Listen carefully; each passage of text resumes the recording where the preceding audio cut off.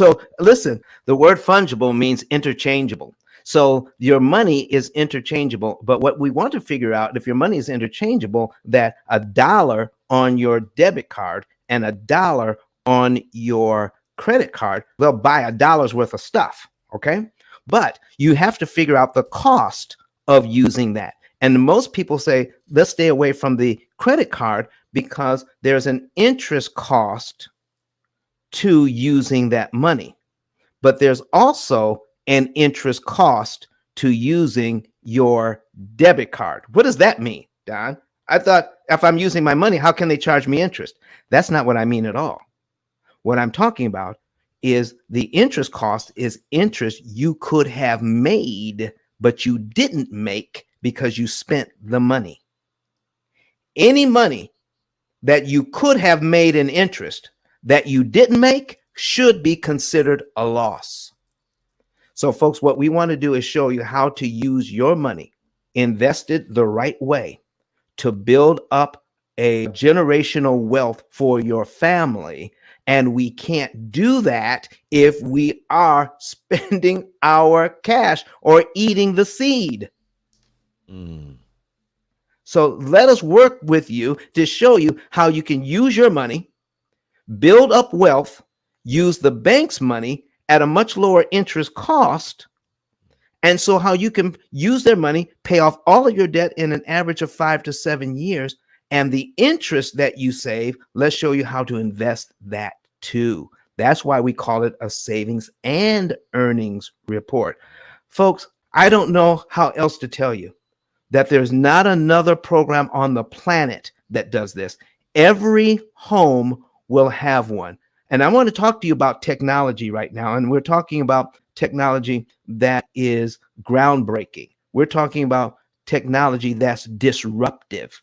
Every time new disruptive technology comes along, okay, it is slow to be adopted by the masses. There are some who jump on it right away. They're called early adopters, okay? But there's some that hang on that don't change right away.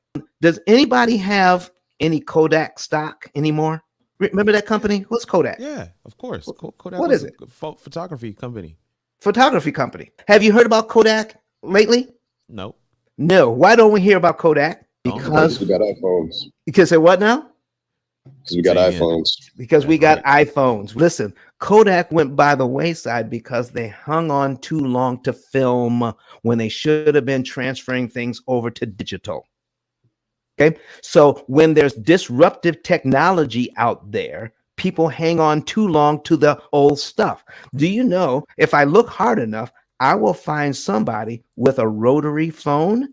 I've seen some videos on YouTube where they gave some kids a rotary phone. You know, with a dial, you have to dial the number, and they didn't know what to do with that thing. They didn't know how to use a dial phone because nobody has them anymore. When's the last time you saw a phone booth? On any corner, anywhere. I grew up, there were phone booths. If I asked some of you, do you have a landline phone in your home? Most of you have gotten rid of your landlines. Why? Because of the cell phone. This is disruptive technology. And listen, folks, I've gone through the mill. I've had 45 records. I've had 33 long playing records. I didn't come along at 78. So all of you guys here are way younger. You don't remember 78 records, okay? 78 RPM records. But some of us remember 45s and remember 33s, you know, long playing albums. We remember those, okay? But then came along 8-track tapes. Oh, yeah, 8-track, okay. 8-track, remember 8-track? Oh, yeah. Okay, remember quadraphonic sound? You're taking it way back now. Quadraphonic sound on those 8-tracks. Oh my gosh. And then went from 8-tracks to what? Cassettes? Yeah. Cassette tapes.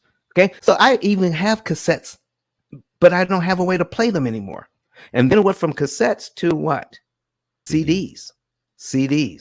And then went from CDs to having a whole ton of CDs that I had to carry around in my car, to putting those same 300, 400, 1,000 CDs on a digital device called an iPod.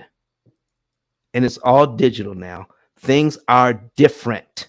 And it went so fast that people who were producing music got upset because it was digital.